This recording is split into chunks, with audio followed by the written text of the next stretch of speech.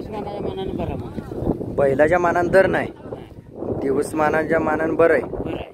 बडा आणली होती का? नांडू होते, दुसरा आहे. हां. दिवसात 5-6 फुलं बारीक. बरं बरं. दुसरा एक 7.5 बारीक. किती दिवस झाले? काल होतं काल. बरं. दिली की कमी जास्त बघून. आपल्या भागातच गेली कर्नाटक साईडला? आपला इकडून कर्नाटक साईडला गेला. बरं. बाकीची फळाव क्षेत्रात पुशी बरी होईल आपण पुढची यात्रा. पुशी यात्रा पुन्हा म्हणजे गिरायकांची खिलारची संख्या. बरं आता या यात्रेत खिलारची काही कमी नाही? खिलारची कमी नाही, फक्त जी कसं आहे जी काही क्वालिटी पहिली होती ती क्वालिटी आहे. क्वालिटी थोडी कमी झाली आहे. आणि शेती वर्ग महाराष्ट्रात बंद झाला. त्यामुळे शेतीच्या बैलाला विक्री कमी असल्यामुळे इतर बैला त्याचा शेती वर्ग यांत्रिक बंद झाले. त्यासाठी प्रथम गायीची गोडी लागली पाहिजे. आणि त्या क्षेत्रात जर आता ही शासनानं म्हणा हे फळं चालू केले, त्यामुळं थोडी चांगली भर पडलेली आहे. आणि भर अशीच वाढत गेली तर चांगली गोष्ट आहे.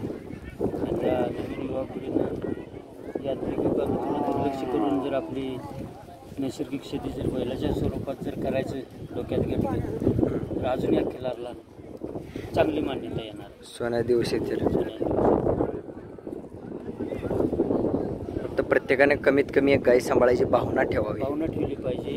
आणि गाय सांभाळत असताना ती अगदी मोठ्या मनानं सद्भावनेनं एक आपली घरचा मेंबर या दृष्टीनं सांभाळली पाहिजे.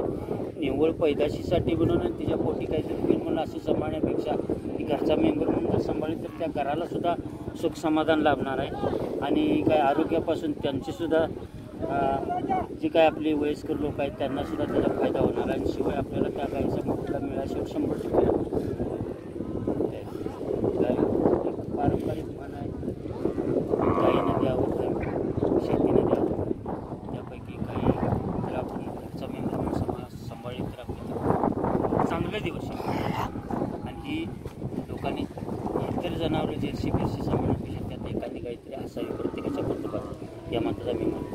बरं बरं. पाठीमागे एकदा आपली मुलाखत चर्चा झाली, ती कानावर आली, चर्चा झाली.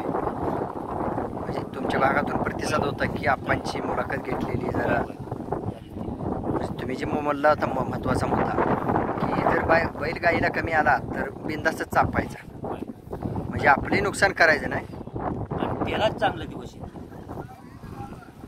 चांगल्या शेतीवर जर ते गेला तर चांगल्या ठिकाणी काही मोठं माप असेल तर फक्त देवाधर्माच्या पालखी सोहळ्यासाठी इतर ठिकाणी चांगल्या ठिकाणी जाईल. आणि ह्याकडे लक्ष दिलं पाहिजे.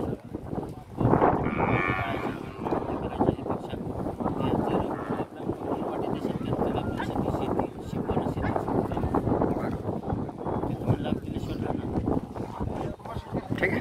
धन्यवाद आपण.